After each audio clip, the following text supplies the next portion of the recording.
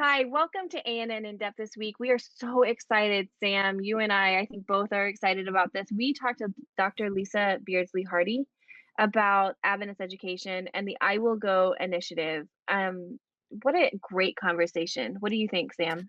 I love the way that she talked about her own education, and we talked Yeah, about our education, because it's not an abstract thing. It's a very real thing that shapes a person for the rest of their lives. So, right. the I will go emphasis on education, also on freedom. What does that mean? That we want people to be free. And the Adventist school says, she shares some incredible data there. Yes, 112,000 teachers. It's right. crazy. 2 million students. That's the Adventist education globally. It's amazing.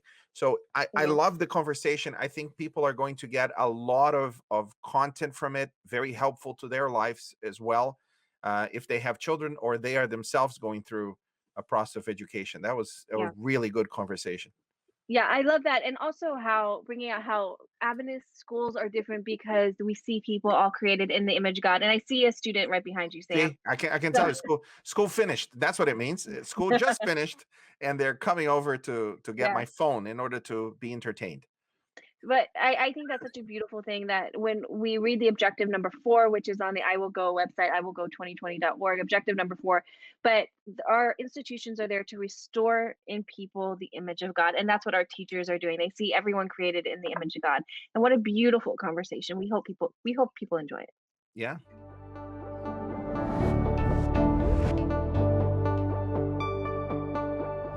We are here so blessed to have Dr. Lisa Beardsley-Hardy with us. Lisa, you are the education director for the Seventh-day Adventist World Church, and you are also on the I Will Go committee.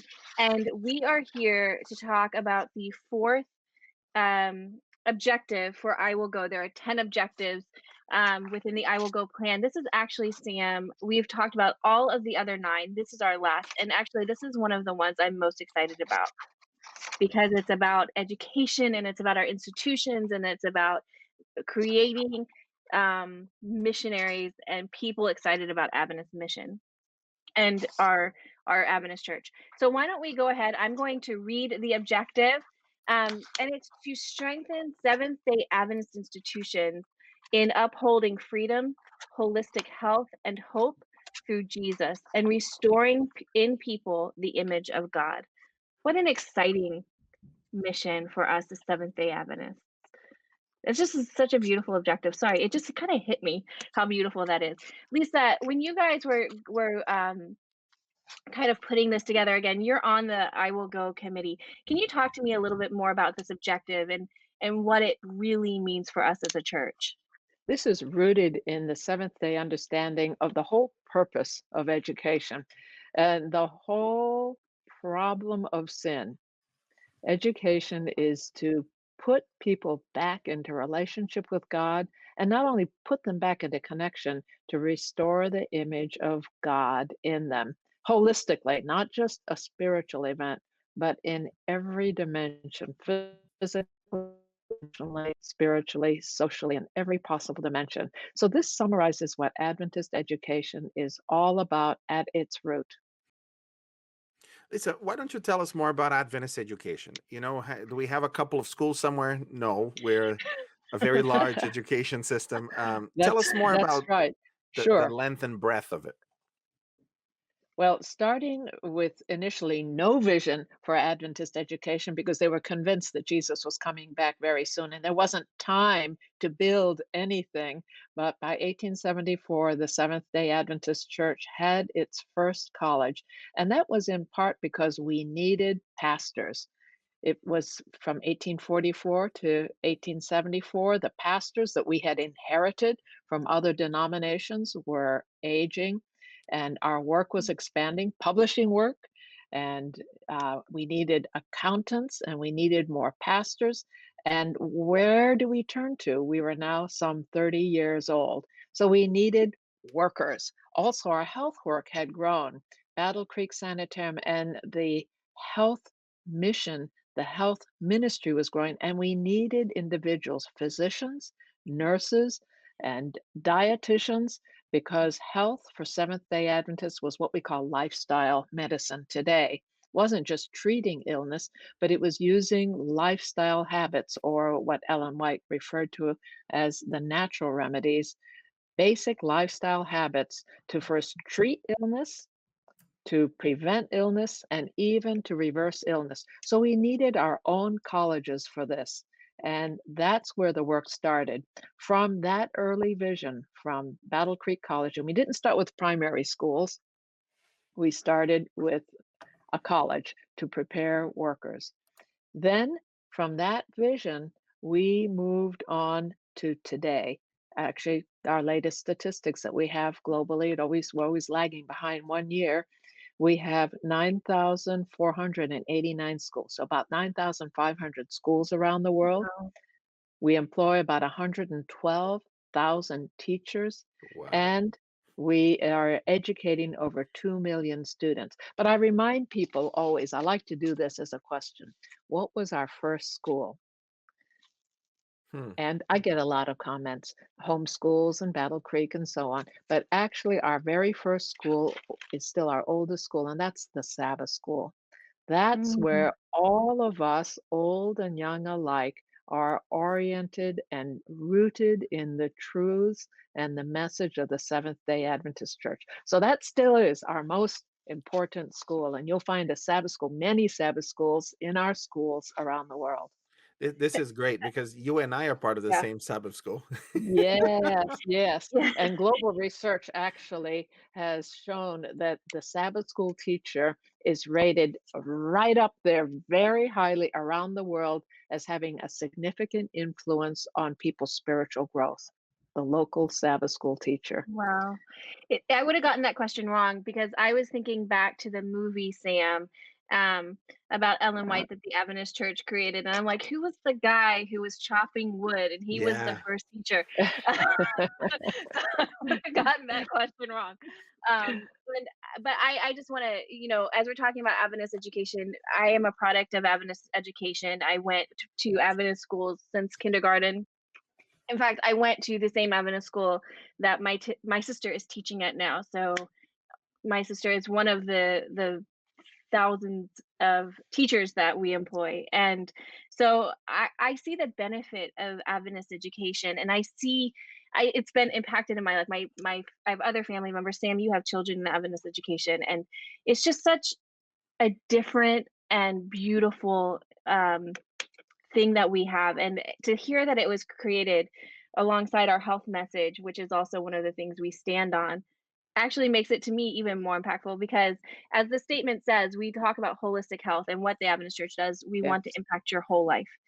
We that's have a right. holistic look at health and education, and that's one of the things that make our schools so important and so impactful in people's whole life, like as they grow up. Do That's you right, guys see that as Jennifer. And you'll notice in that particular KPI, you might wonder why freedom? What's that doing in there? Why is that important? And that is fundamental to give students choices, to give them choices on who they're going to marry for a happy marriage, give them choices about their health so that they enjoy longer and better health. If a student makes bad choices early on, that wipes away so many other choices down the line. They have fewer options for what they can do as a professional. They have fewer options about their health. They have more limited opportunities to even make a choice to choose God. So it's about giving choices, not limiting choices, empowering them to make the best possible choices for their own happiness, their eternal happiness, and for them to be a blessing in their communities. This is often Yeah. mentioned that first a Seventh-day Adventist school has this Seventh-day Adventist holistic philosophy, which is beautiful in theory. But when it comes to practice, what this really means is that there is no area of your life that the Adventist Church doesn't have an opinion about, which means that in many ways we're very prescriptive. If you go to a regular college, basically the world says you're 18, you can do whatever you like, it doesn't matter. And you go to a university and so on. That's basically it. Oh, you want to have a party and drink until you fall on Saturday night? That's fine. And all of a sudden we have rape culture. and then, or you Right. want to do this and so on. So Adventists have this understanding that just because you made it to 18, it does not mean that you know how to be free. That's right. And freedom is not something, some people confuse freedom with autonomy. Autonomy, you can do whatever you like. Freedom is you know how to behave as a free individual. Because if it, for example, okay, I'm free to take drugs. Let's just take that as a simple example. I'm free to take drugs. Soon the drugs that you thought brought you freedom will make you a slave. That's right. The same thing with integrity. That's Free right. people do not lie, right? They tell the truth, or at least they don't lie. And then but you learn that very early. It's not something that you learn later. It's something that you learn when you're 6, 7, 8 years old, that you should tell the truth. And if you don't, people that don't tell the truth have their freedom taken away from them. At some point, they become less and less autonomous, all the way to the point of those that lie steal, and those that steal kill. The escalation of the lack of integrity. So it's a very early thing. When I was, and when you talk about education in general, some people get bored, but when you ask them about their education, they pin you to the wall. They're like, okay, this is what happened to me. Jennifer went there, I'm going to go there. Lisa, afterwards, I'd like you to tell us about your education and how that was. I went to an Adventist school from age 6. My dad had a very Jewish understanding of the world. So before you're 6 years old, you shouldn't learn much, learning to read and so on. I used to remember fake reading because he wouldn't teach me. But when I was 6, then I was able to learn, and I picked it up very quickly, thankfully. So Adventist schools Oh, from, your father was a very wise man. He was allowing you to develop emotionally and socially before taxing your brain. exactly right. So I had to play. It's like, Dad, teach me to read. No, next year you're going to Yes. learn to read, and we're going to spend many hours. But for now, go Yeah. play, go Yes. explore, and so on. So at grade, I don't know, grade 9, no, grade 4, I was 9, 10 years old.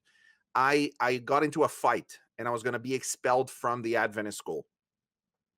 But my dad went before they were deciding what to do and deregistered me. He was a good lawyer, so you can't expel a student that is no longer your student. So he took. I'm not trying to give ways out, but he said, okay, you want to fight? Let me put you in a public school and see what happens. So I went from an Adventist school to a public school for about a year and a half, and it changed everything. Suddenly, I understood the big difference between the two. The Yes. swearing, all of the Yes. different explorations that you do as a early, at that age, and so on. And it was totally different experience. When I came Yes. back to the Adventist school, and eventually my parents decided that investing in my education was their top priority. So they sold their house in Brazil, and they sent me to study at an Adventist boarding school in England, Stamborough Yes. School.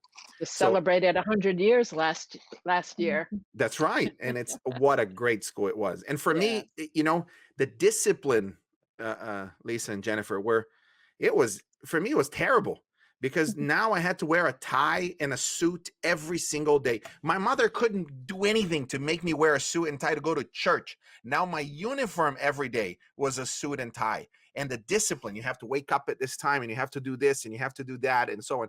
Within a year, they had broken me in. I was ready. I was ready for the world. And here's the thing. Because I learned discipline, Yes. I learned what it means to be free. Absolutely. Mm. So that to me just blew my mind. How can a boarding school teach me freedom when they've removed all of that freedom from me?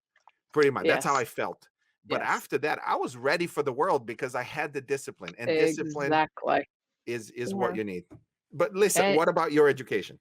well, before I get to that, in Australia, at the end of secondary school, there is something that is very common called schoolies. And so you go out, you party, you drink, you do all of these things. Well, in Seventh-day Adventist high schools, instead of having a schoolie, instead of encouraging that type of behavior, that especially for women, and you've got two women here on your program, it poses additional risks Yes. because you are now with a drunken group and are less free than if you are not in a more protected environment. Yeah. Mhm. But they have a mission trip for their senior classes where they go out and they do something to make a difference in the community. Huh. That is real freedom, opening the box up to service, to another context altogether, rather than taking freedoms away. Now, I didn't Wow. have the privilege of going to Seventh-day Adventist schools. I went to first grade, and the rest of my schooling experience was in public schools. I wanted very much to go to Adventist schools. But for a variety of reasons, partly financial, I was oldest of four kids. I didn't go. I know how you have to be on your guard all the time. School events, I played clarinet, but that was part of the marching band. So I couldn't play at the football games Friday night. And on Sabbath, I was on the swim team. I, I did butterfly and freestyle, but I couldn't do the swim meets on the Sabbath. I was on the track team. Same thing. Sometimes I'd have a meet, and I did the relays. And so your team members are depending on you. And I would go on a Friday to some meets, and I have to say that sometimes we came back by bus after the sun was down. But then when it was clearly on a Sabbath, I couldn't run. And it was really it was a difficult experience for me, for all in that social realm. I played for the dance band, and that is piano. And so when concerts were not on Friday night or Sabbath, I would play with them. And then when it was, I my parents wouldn't let me do that. So it was not the happiest of experience. So when I got to go to a Seventh-day Adventist college, wow, that was Yeah. fabulous. And like you, I went to Newbold College in England.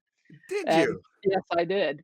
And Wow. so there was the first of all, the first shock, and maybe you had Dr. Harry Leonard. I don't know if he was still teaching then. The first shock was that I actually had to study because I breezed through school, skipping two grades and getting then to college and having to actually study was a real shock. Another shock was to have somebody pray for you, a teacher pray for you. Another shock was not to have to be, as a woman, on your guard of predatory classmates and predatory faculty members.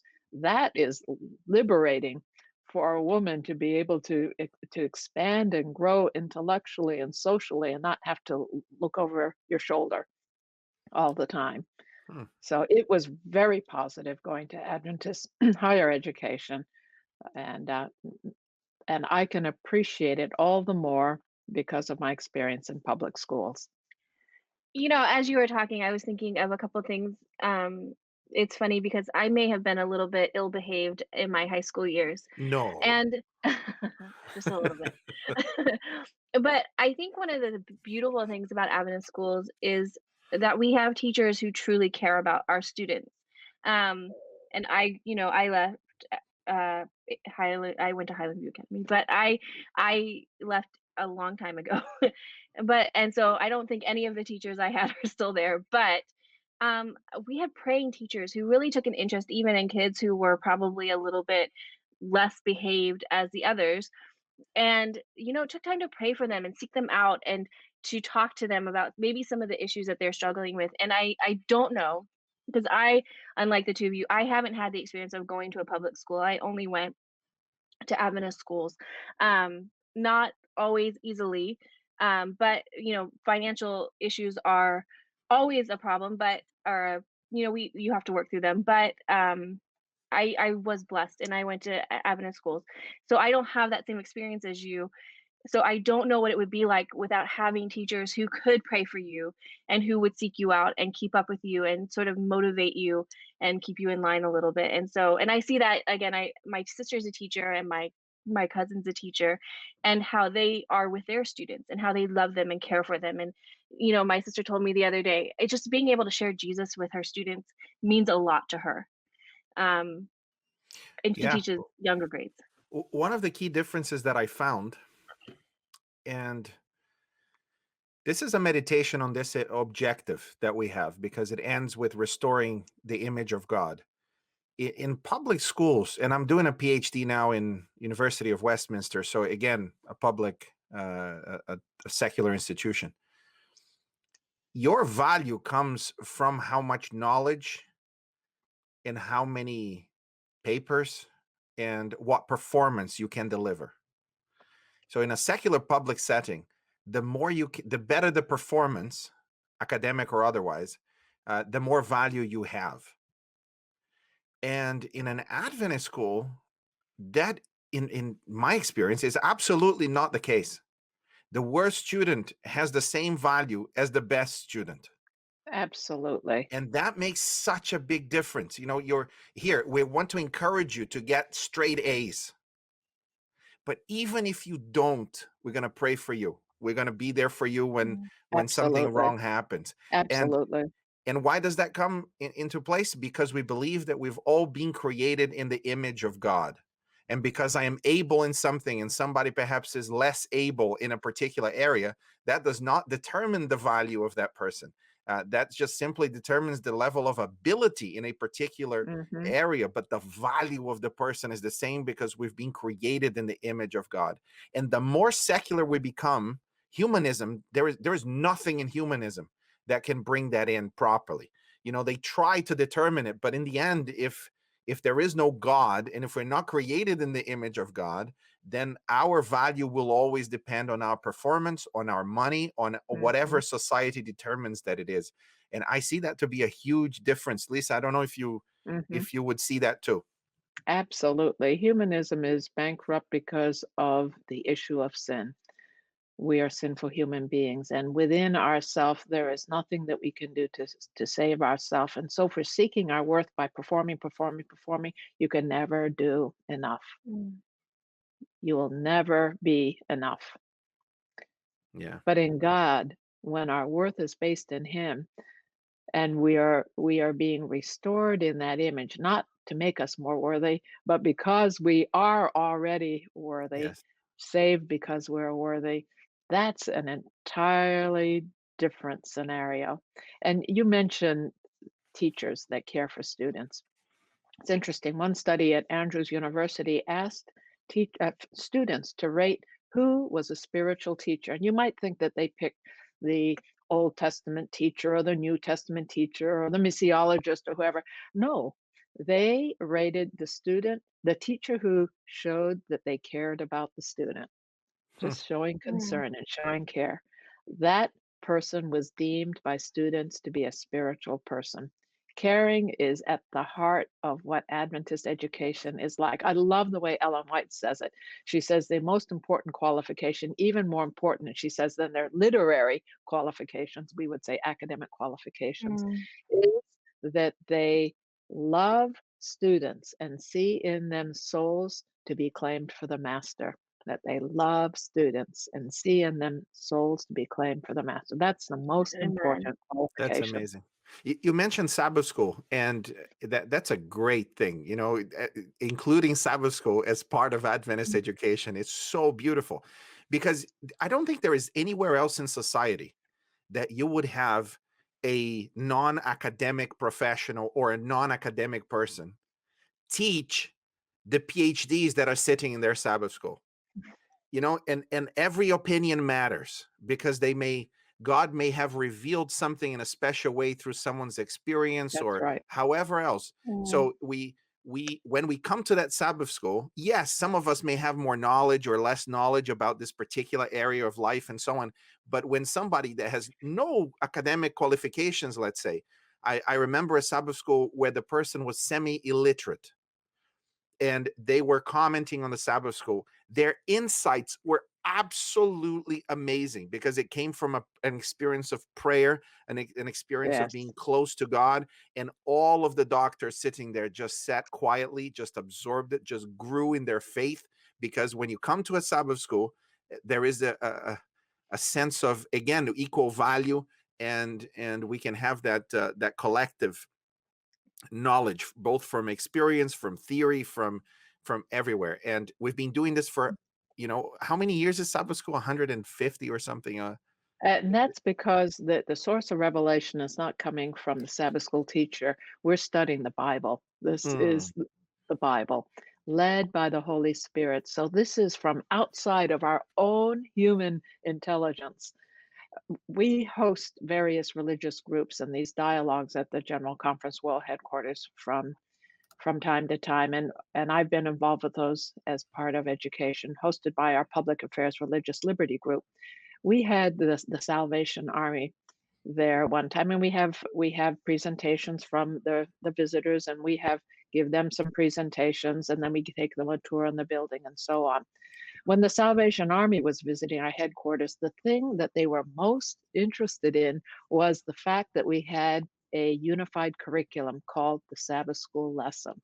So they huh. wanted to go and see the Sabbath school department. And they wanted to know the mechanics. How do you do this? How do you develop this curriculum? How do you translate it into all these languages? And any of us who have traveled, even from one local church here in our home state to another, or going to the other side of the world, what a thrill it is to show up in a church you've never stepped foot in before. Go to the Sabbath school, sit down, and you know exactly what they're going to be talking about and what Wow. Yes. passage of scripture they've been discussing, and you can participate fully in that discussion because of the Sabbath School Quarterly. We've got over 21 million people. That's a huge school, and every week we are studying the same curriculum, and that binds us together as a Seventh-day Adventist people, united in mission in a way that cannot be underestimated. We've just finished a quarterly on education. I thank the Lord for that. You know, that quarterly was written 10 years ago. And it kept on Wow. getting bumped back, and it got bumped back, and it got bumped back. And then this idea came, and it got bumped back. And it came out now at the end of the summer of 2020 when Adventist education was facing its biggest crisis that it has ever had, and that was Mhm. COVID-19 and the Mm, impact that it had on schools closing, forced to close to comply with government regulations, schools moving from the classroom to online modalities and mixed modalities, the cost of uh, on people's lives losing their jobs. How can they Mhm. afford it? We as a global church needed to have a family conversation around the globe on the purpose and the ministry of Seventh-day Adventist education. Why do we have it? What are our founding principles? And we needed to recommit to that as a global church. So the Lord's timing was right on target. I yeah. thank It's the so Lord for that. interesting because you know how many times I've heard this so many times that this Sabbath school lesson got pushed back or this Sabbath school lesson got moved, and it always seems to fall exactly when it needs to fall. It just I've heard this several times from you know from you or from Cliff, who is Yes. the editor of the Sabbath School Guide, who'll say, "Oh, this got delayed, and now it's exactly when." It's interesting how this happened. Yes. I Yes. want to talk a little bit more about I Will Go and how it relates to education. There's a KPI that Sam is going to read, but before Sam, you do, I do want to point out that I Will Go was inspired by students. That's right. It came Isn't that from true? two medical students in Yes. Argentina, River Plate, who had a vision for what could be done by mobilizing young people and outreach. And it started just from them saying, I will go. And it got bigger and bigger and bigger. It spread to other universities in South America. And now this year, this quinquennium, it is the title of the Global Strategic Plan. And I was on the committee when we talked about what we would call it. And we actually wrote to River Plate University and we said, do we have your permission to use this as our motto? Because they already have annual or conferences every 3 years on I Will Go. So, yes, it Mhm. started in the hearts and minds of dreams of two students. So That's beautiful. awesome. And so if you go to the I Will Go website, which is iwillgo2020.org, under I think it's resources, you can actually watch a video about how I Will Go started by students. So, man, what an Cool. awesome testimony of what students can Yes. do. Yeah. Let me read it. Yes. KPI mission 4.2. Adventist tertiary institutions increase the proportion of missiologists teaching mission all of whom are faithful to biblical missional principles, Adventist educated, and endorsed by the IBMTE, which stands for International. Help us, Lisa. Board, International International. Board, the International Board of Ministerial and Theological Education. The education directors around the world, 15 of them, because we have two attached fields. We have the Middle East, North African field, and we also have the China Union mission attached to us. They went through every single objective and every single KPI in the Global Strategic Plan, and they rated this one as a number one. This is one of the highest ones. They were about a dozen that they said these are so important. We are going to focus on this, and we're putting it right at the top of the list. And they had one ratings, priority, 2 and 3. Hmm. This was rated as a 1. And then we had another advisory, 2-day advisory with university presidents around the world. And this is rated up there as a 1 again. Now, why is this so important?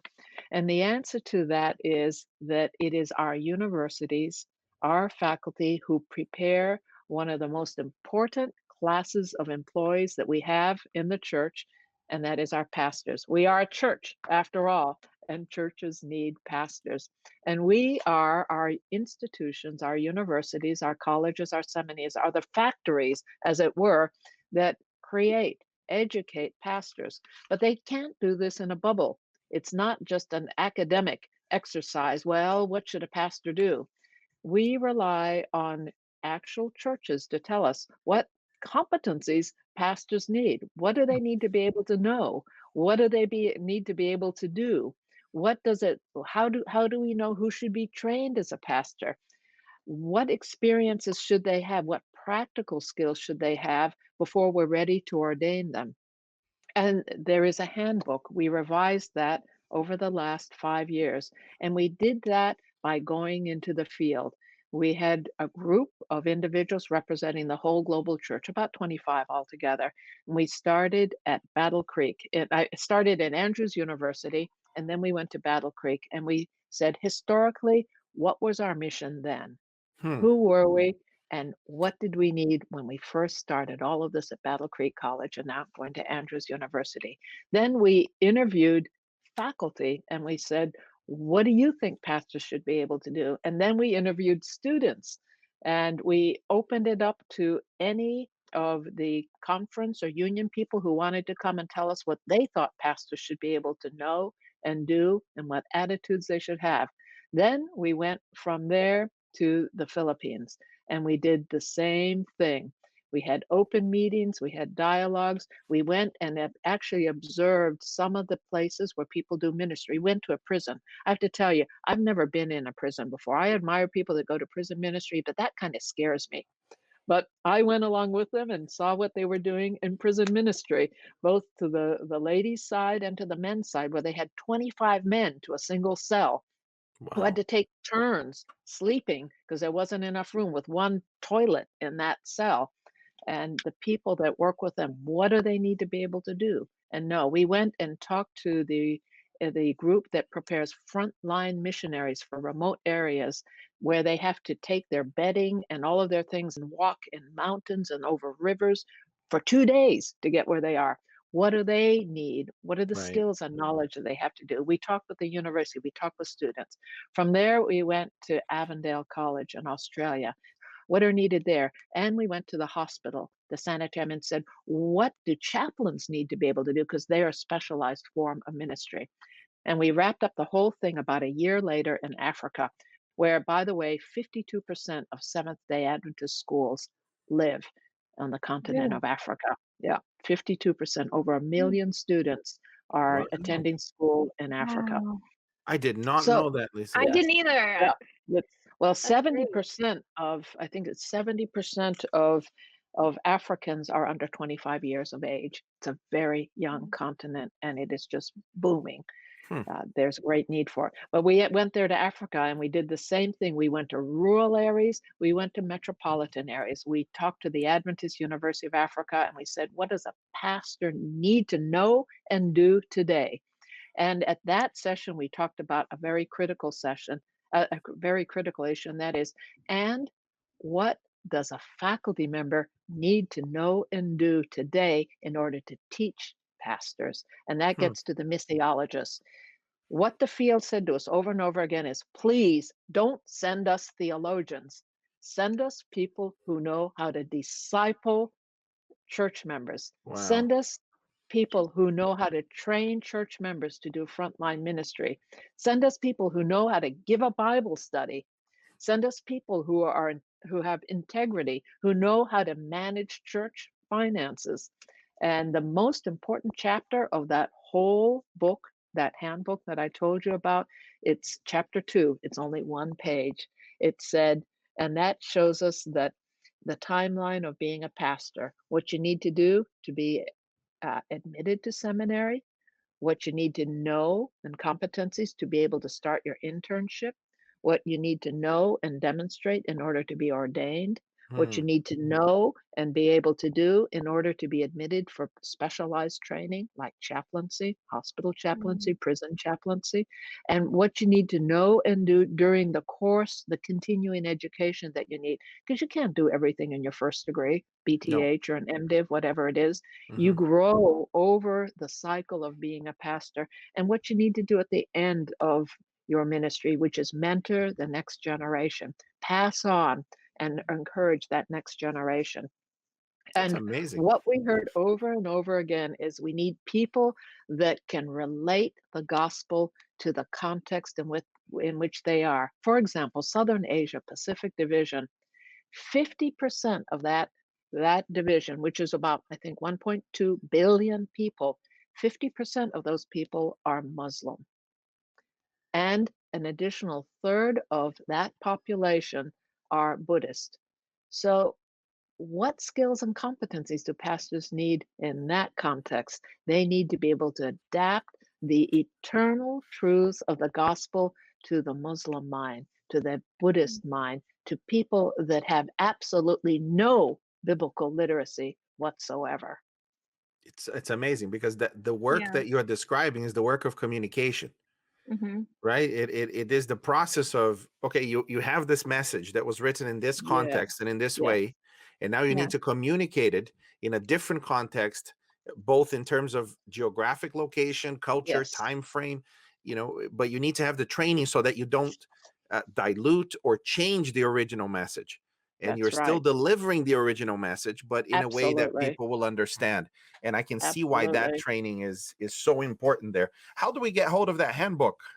It's available on the internet. You can go to AdventistAccreditingAssociation.org, AdventistAccreditingAssociation.org, and And we'll under make there sure you'll that's see, available. okay, you'll see resources.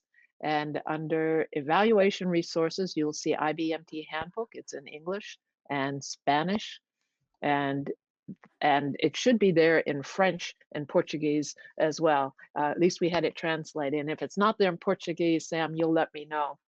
But Hmm. Okay, that is I'll check it out. freely available, and we seek to keep it current.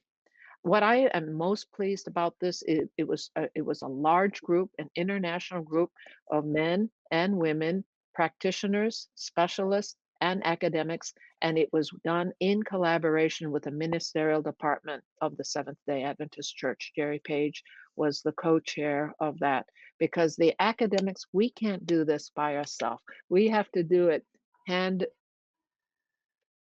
in glove with those that are doing ministry. At the end of this whole year and a half process, we gave every member of the committee a gift. We ended in Kenya, and we had everybody received a hand carved zebra, black and white, black and white, black and white, black and white. And we said that the beauty of the zebra are the stripes. We need to press together, academics pressing together with ministry. We need to work together, and that working together, pressing together in an integrated, articulated fashion makes a thing of beauty, this beautiful zebra. Not one doing it here, not one going there, but us working together. That there's a lot that we can get from that. For example, they when I went to Africa and we saw the zebras, etc., it was mentioned that they wanted to study the zebras properly, but you lose the zebra if you're just trying to observe it, you don't know, if you look away and look back, you don't know where that zebra was, because they get lost in the pack. They're camouflaged against the pack Yeah, so that you cannot yeah. identify it. So they had the brilliant idea of putting a tag in a year, one of the ears, or marking them and so on. And within a day or two, they were dead. And then they Wow. realized that as soon as you tag one zebra, the predators come and eat it. Wow. So there is the idea of, okay, you want to go by yourself somewhere else, just Yeah. watch out, because the enemy may get you. That's right. You don't want to be Yeah. so far away from the others that you will be there. The other interesting thing right. is, when I studied theology in Brazil, my bachelor's was in UNASP. And our I uniform, think that's one of the biggest theological programs in the world, that and Bugima University. right. And I loved it. It was very good. Our uniform was black trousers and white shirts. We could dress with other stuff, but that was, look, if you want to wear a uniform, this is it. So we're all zebras, with the black and white there. Let Well, we me need both. We need the Yes. academics and we need the applied practice, because in the end of the day, pastors are professionals. And the key feature of a professional is the ability to apply knowledge in complex, unlabeled situations. Yeah. So they need the academic, but they have to apply it on a case-by-case basis in an unprompted, unlabeled way. Yeah. Let me ask you something that I've observed, and then we can perhaps talk about it a little bit. My bachelor's was a lot of knowledge that I had to absorb and then reproduce. That was the essence of it. That will be about 25 hours, 30 hours of classes per week. Sure. I would absorb that knowledge, and then there will be tests and exams and so on. And I Right. had to replicate that knowledge back to the Right. paper. Sure. I would also learn to research, or to create, or to at least know how to compile citations and put it in an essay properly and so on. That was 4 years of that. Right. But it was my master's that taught me to think. I did that at Newbold College, and there was a lot of, it was very different, first of all, because you studied at Newbold. There is a big difference between the American model of education, especially when you come to that, and the British. In the British, there are no, the last, I did my high school in England. So the last time I did a multiple choice question, it was like 13 years old. After that, it's basically essays. My math exam for my secondary school was 2 questions in 3 hours. I had to answer 2 questions in 3 hours. And even for math, you have to, write long essays about how you're going to bring that knowledge back, etc. So when I came to my master's, it was like, okay, you have to write this paper. So I went and wrote the paper best I could and brought it back, and they gave me a 72, and I was livid, because I'd like A stars, and in my estimation, an A star was 90 and above, 95 and above, which was what I used to. And then my Steve Curl, Oh, Dr. yes. Stephen Curl, yeah, I he know just him. listened to me, and then he started giggling and then laughing, and I'm like, why are you laughing? Why did you give me such a low grade? And he goes, everything above a 70 is an A. And he taught me the difference of, look, in Brazil, you started with 100, and everything you said wrong, you lost a mark. Here, you start with 0, and everything you say right, you gain a mark. So essentially, yeah, 72 is a very good grade. You should be very happy with it. They taught me to think, because I had to think for myself in that process. But there was something that I lost with it, which was, in order to think critically, there is a lot of deconstruction that happens. And so I would say that 60% of my course was looking at the way the church is operating, because I did practical theology, Mhm. and we could do better, which is Mhm. fantastic, right? You Mhm. look at something and say, you're doing it this way, but we can do better than that. And Mhm. that's wonderful. But I noticed that the byproduct of this deconstruction and this critical thinking is that you no longer love the church as you did when you first joined. Mhm. Mhm. Mm. Because you're constantly pointing out what should be better, that by the end of it, you're no longer in love with the Adventist church. And by the time you come to the pulpit, you're not going to preach in a way that will inspire young people to become Seventh-day Adventist preachers and pastors. Yes. and Yes. therefore Newbold has struggled with people trying to join ministry there because they don't have the numbers. I think a couple of years ago it was like three people decided they wanted to study theology only. Is Yeah. that it? There should be more across that particular division that it serves, but it's the same in colleges, it's the same in other universities. Well, Is there a way, Lisa, to yeah. Yeah, let yeah, me just say something about your educational experience. The first that you talked about, the first degree, that is a way, and this is a well-researched phenomenon about how you develop expertise in any area, whether it's medicine or dentistry or pharmacy or theology or ministry or dance or physics or right? chemistry. It all follows the same trajectory. And the first task is to develop content mastery.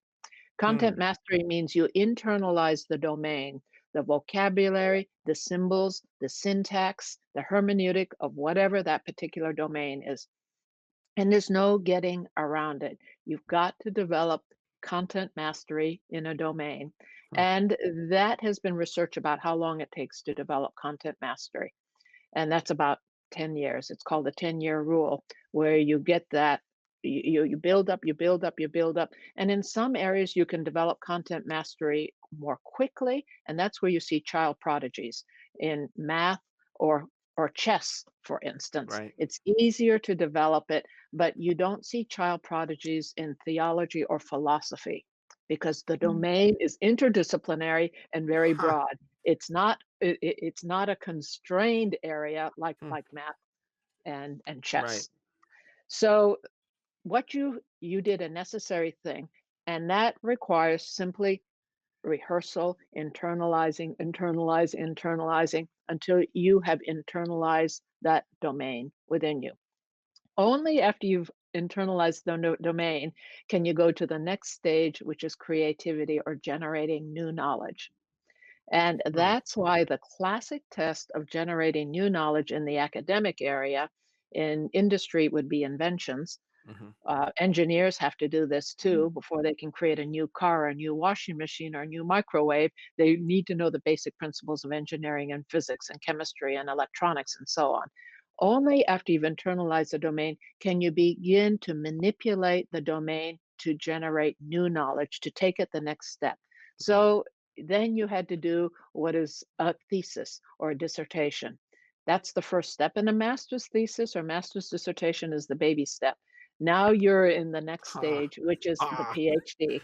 yeah. And this is why there are so many people that are ABD, all but dissertation. Hmm, It is far easier to internalize the domain and even take that first baby step of extending knowledge, and the test that you have extended it is that it gets published in a journal. hmm, Journals are about 10 years ahead of a textbook. If it withstands the critiques, and withstands 10 years, 10 years down the line, those tried and tested ideas will find their way into the textbook. When you can successfully defend a substantive piece of creativity in the domain, then you're awarded the PhD. It's hmm, a painful process, and you very. can't just do a PhD until you've done the grunt work of internalizing the domain first.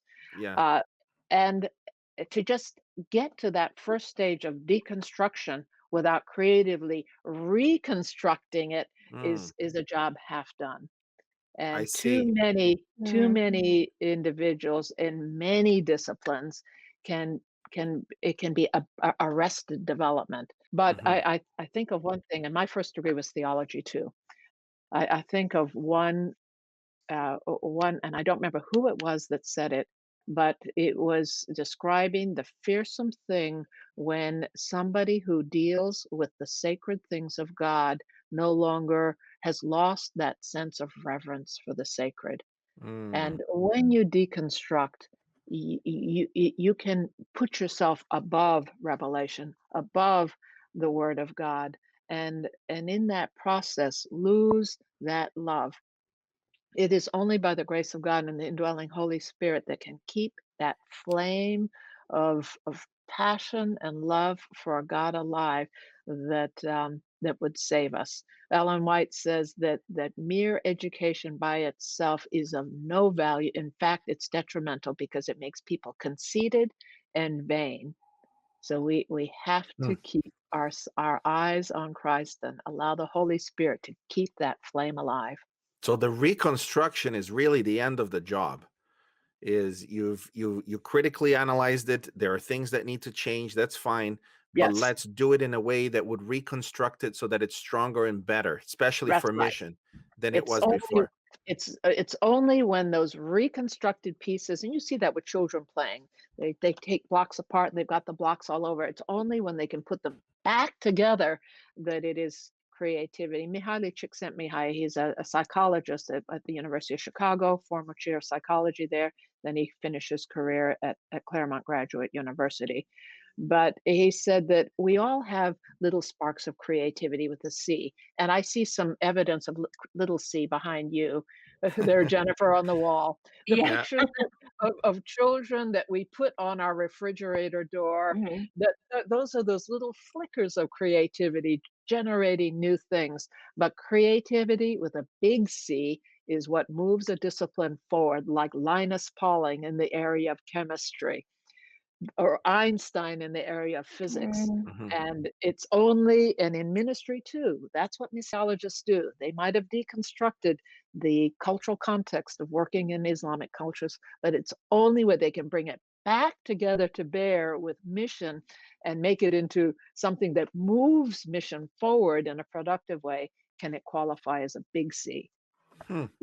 Lisa, as we're talking, we talk about, you were talking about in certain regions of the world where there's so many high percentages of Muslims or Buddhists or other belief systems. There seems to be very few greater ways to sort of reach people than our schools. We have it's sort of a built-in mission. And so training pastors to be able to relate to people of other belief systems, even within, man, even within the Christian faith, goodness, um, is important, but also training, I think, to our members and our teachers to have that as well is important. How would you say we should do that sort of as we go? Because we're talking largely about I will go here, the mission of the quinquennium, and I don't I want to have like a practical. There's the ideas and there's the practical, and I want to be able to do both. How can we in each step of the way, all the way up to training pastors and missionaries and people who are focused on mission who deconstruct and build it back up, how can we build that passion into people so they want to be trained to do these things? That's Oh, because that that's important too. absolutely, absolutely. And that gets back to again freedom and choices.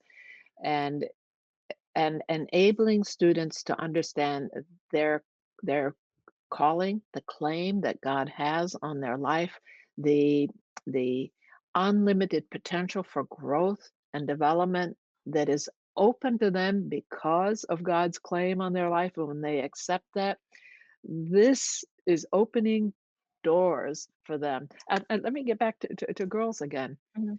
Without education, let's just take Northeast Nigeria, for instance.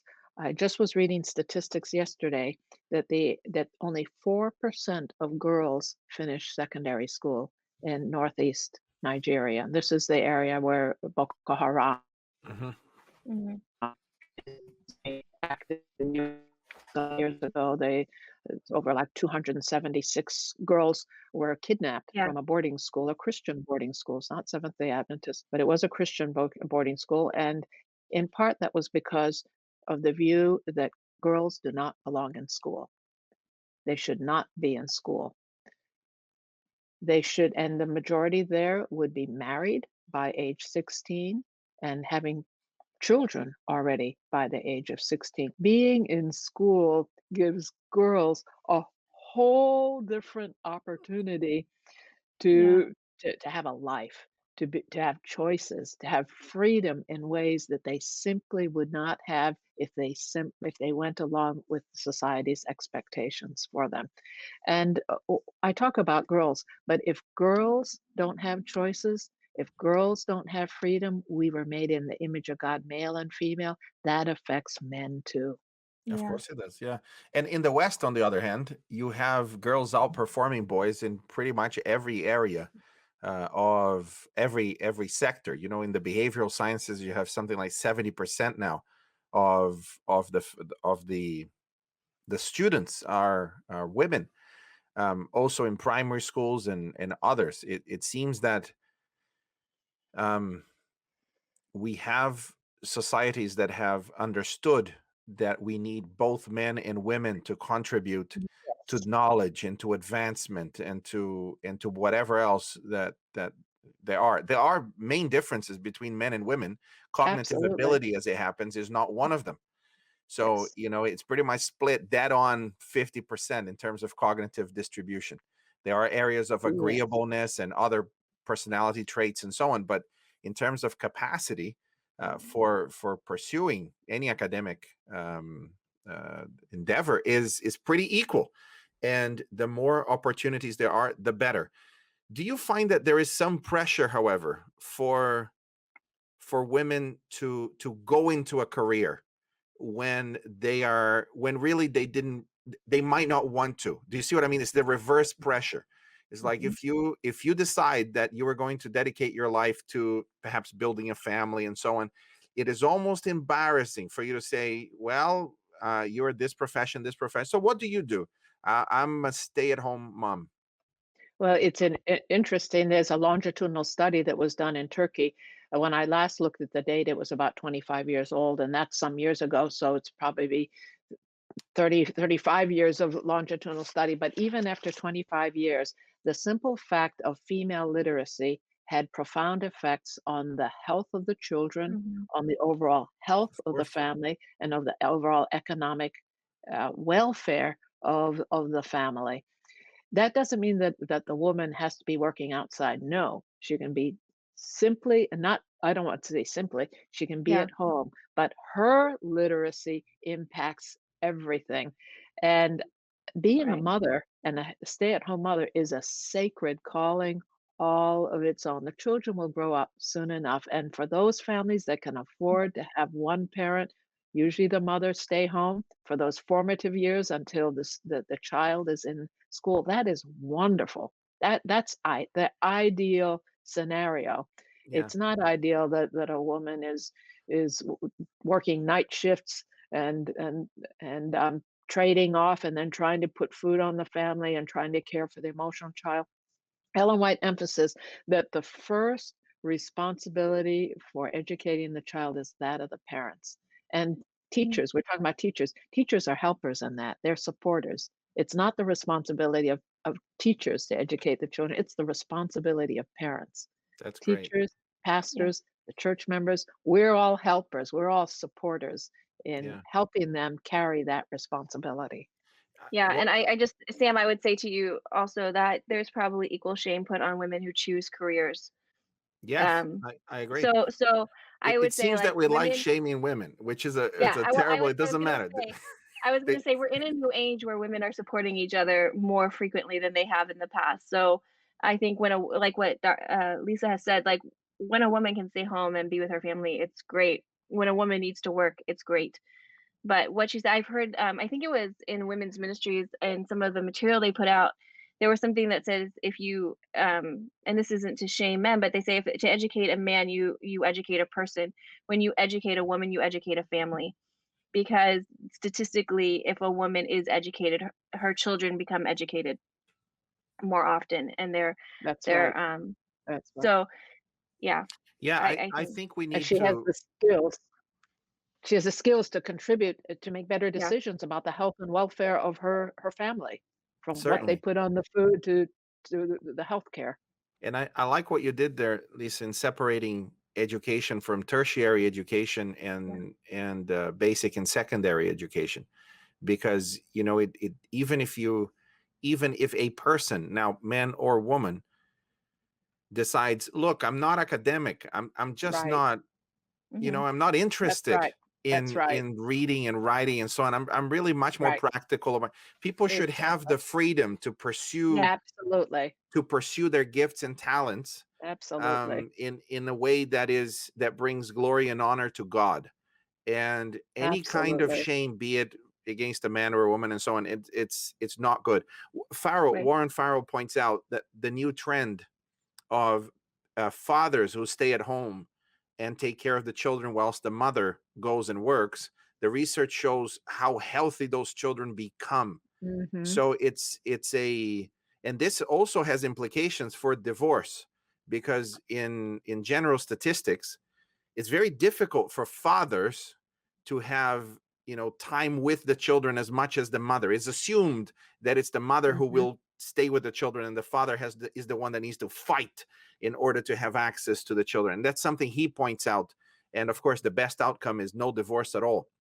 Right. But Well, let me say a Mhm. word about boys, though, mm, because they do deserve some special attention, as you point out. In Finland, the highest PISA scores, these are academic scores against OECD, that is, developed countries around the world, have been found in Finland for many years. Top scores in literacy, top scores in science, and it has and quantitative reasoning over and over and over again.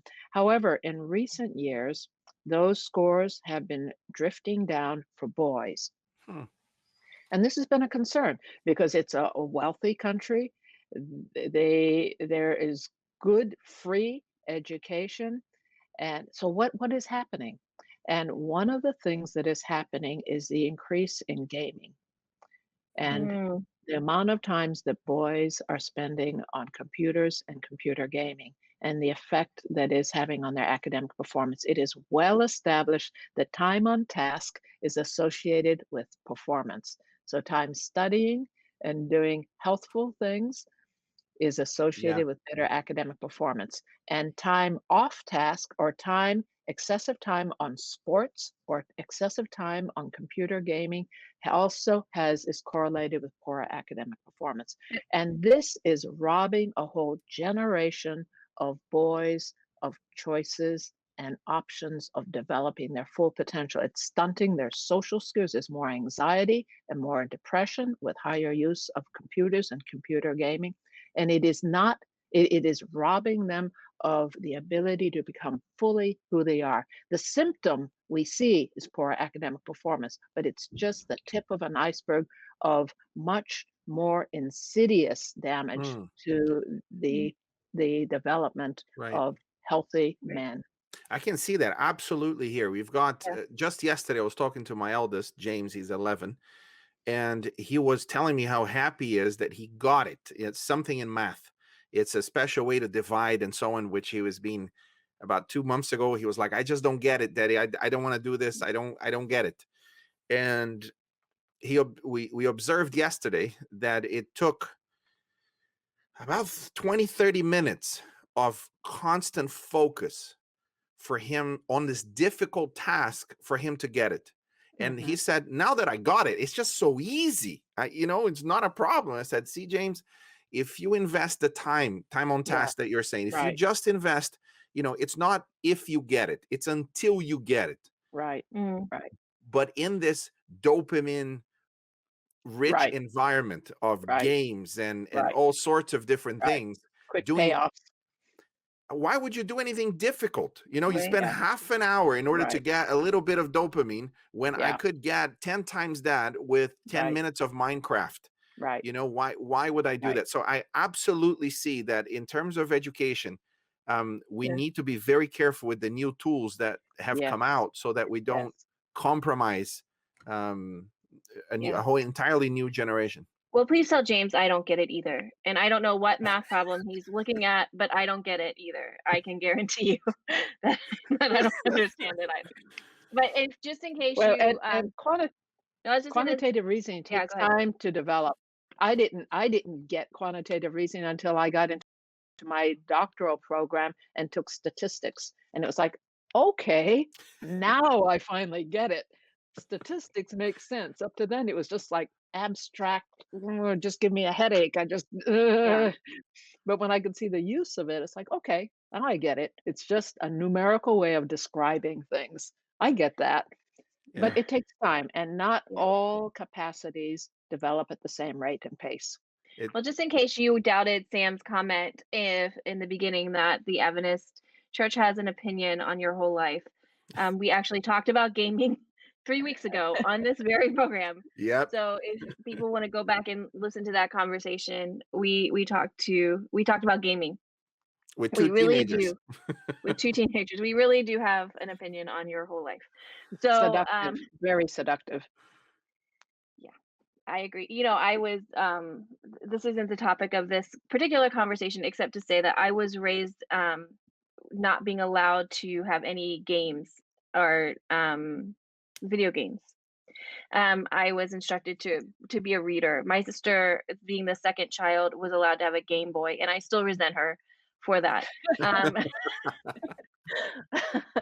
Um, and so she was allowed to have a Game Boy. I was not. But yeah, I it's an interesting thing now, but I see creativity too. So um coming out of my niece and nephew will game sometimes, and I see some really cool things coming out of them from that.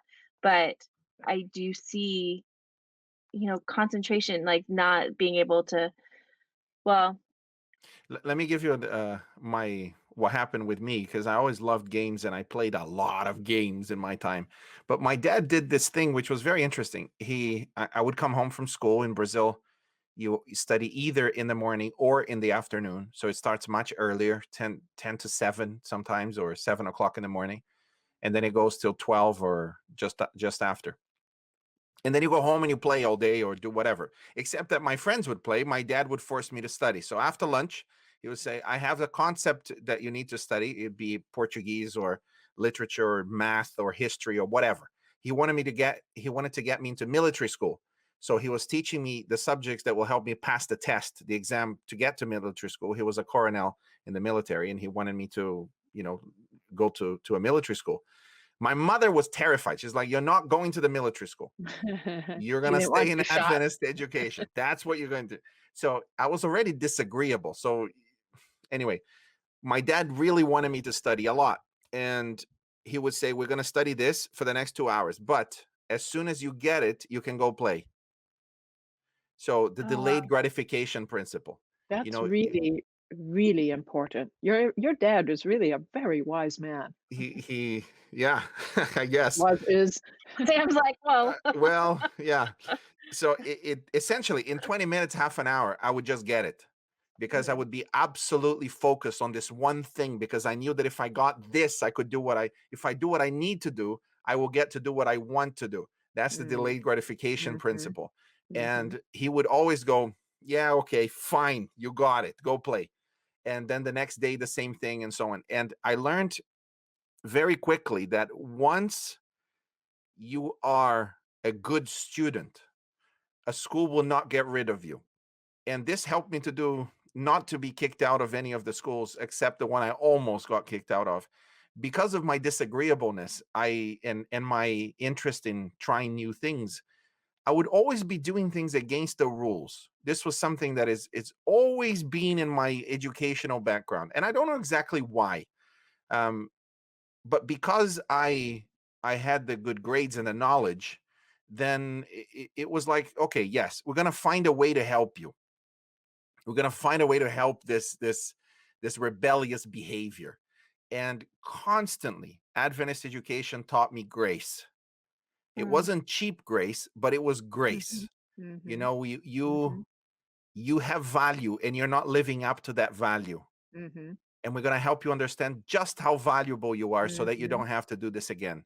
So that helped me with the idea that if I really understand whatever it is that I need to understand, whatever challenge there is, there are books out there, you can read it. There are YouTube videos about it. You can watch it. Whatever subject you get into, learn as much as you can about it, and you'll be able to really help whatever project you're on, whatever situation you find yourselves in. And you remember, Jennifer, Absolutely. when I first joined the team, branding was the new thing. I Yeah. bought us like 20 books, and we all started reading the books and try to learn it and Content grapple with mastery, it. developing content mastery. Very good. Well, Yeah. it doesn't stop once you're out of school. You still have to keep up with your field. Yeah. Yeah. Well, one of You the know, things back to go ahead. gaming is at Toivonen Junior College, one of the things they do, because that's a challenge there too, affluent country, and kids have their own laptops. Right. And so there was one boy in particular who really had probably addictive tendencies. And so when lights went out at 10 o'clock, they also took his uh, his laptop. Sounds reasonable. That's, because he would be too tired to get up in the Yeah. morning, and then he would miss breakfast and then be late for class, and starting Yeah. to impact his performance. What he needed to learn is not that gaming is evil, but how to balance his life Yeah. overall. And perhaps one of the most important things you learned when you were almost kicked out is that you were almost kicked out, and what the implications are. That might have been Yeah. one of the most important Right. lessons Right. that you learned. Yeah. Very much part of your educational experience. And if you'd been in a public school, they probably would have just kicked you out. Yeah. I was gonna ask you, I was gonna say that very thing, Yeah. with the student who had trouble with gaming, or Sam, that in an Adventist school, they cared for you enough to Yes, do that. Hmm. right. I'd also say your dad did a great thing, and you, Sam, because I would have said, if you're not gonna let me go outside, I'm not gonna do what you want me to do. And then parents and child would have sat there stubbornly for hours on end with no one winning. Found a So win-win. God bless my bless my teachers and my parents who definitely stuck with a very, very stubborn child. Um, as we really do, we need to come to an end to this conversation. But Lisa, what I would love is if you could leave a word with we've talked about how important education is and how important mission is, and getting our students and our pastors prepared for mission, and to if you could say a few words to them, and then if you could end with prayer, I think that would be a great way to end. I'd say a word to the parents, and that is, we're on your side. We love your children too. And our teachers have developed skills to help your children be educated for eternity, and also to be successful in whatever career that they would like to do. We also can provide an environment in which they learn habits for life, healthy, how to eat healthfully, how to go to sleep when they should, how to exercise, how to study their Bible. I love Valley View University in Ghana. They give every student a Sabbath school quarterly and the hymn book so that they learn the great hymns and songs of the church. They develop musical literacy and they learn the habits of daily Bible study. So, to parents, you're not alone in this. We're on your side. We're here to work together with you. For churches, I would say, if you're frustrated with your pastor, work with them one on one, and also work with the institution that they graduated from. And let us know how we can do a better job of preparing pastors for ministry. I get letters complaining about this pastor and that pastor and so on. And it seems to me that they've not even talked to the pastor at all, and that they have unrealistic expectations for what the pastor's role.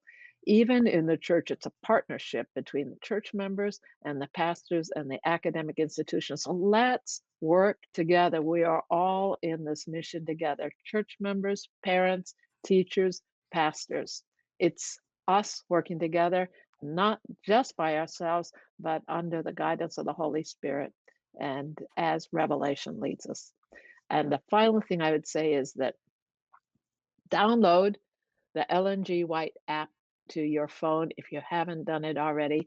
That's such a useful resource when you have questions. Thank you. And shall we pray? Yeah. Dear Heavenly Father, we thank you that you have called us into partnership with you to share the good news of Christ's soon return and to help people to be ready for that event. You could have called angels to do this work, and yet you chose men and women, boys and girls. I pray for our schools and our teachers in a special way. Bless them, especially during this time of COVID when some schools are open, some are closed, some open and closed. and many don't have the resources that they need. Bring the resources so they can carry out the mission. And I pray for the students. May each student, whether at the lowest levels or primary or those who are completing their doctoral programs, may they come clearly to understand your call and your claim on their life and their place in this work to which you have called each one of us. We pray all of this in the name of the Master Teacher, Jesus Christ. Amen. Amen. Amen. So, Lisa, thank you so much for joining us and talking about education, Adventist education. We really appreciate you taking your time to be here with us. And for those of you who are watching, every week I say, if you have a prayer request, to make sure that you put it down in our comments, because we have people who are praying 24 hours a day, 7 days a week for your prayer request. And I still want you to do that. But this week, if you've been through Adventist education and something that, and a teacher has really touched your life, please let us know and comment, because teachers need to know that they're touching your lives and they want to hear how. So many times we don't tell our teachers or the people who are working in our life that they've touched us and that they've helped us. So please make sure that you let us know. Anyway, we'll see you next week. Bye.